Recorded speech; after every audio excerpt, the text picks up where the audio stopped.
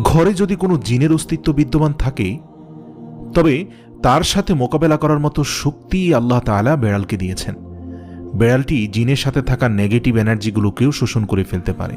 শুধু তাই নয়, বেড়ালের শরীরে আল্লাহ এমন একটি ব্যাকটেরিয়া দিয়েছেন যা কিনা আমাদের আশেপাশে থাকা সব ধরনের নেগেটিভ এনার্জিকে শোষণ করে নেয়।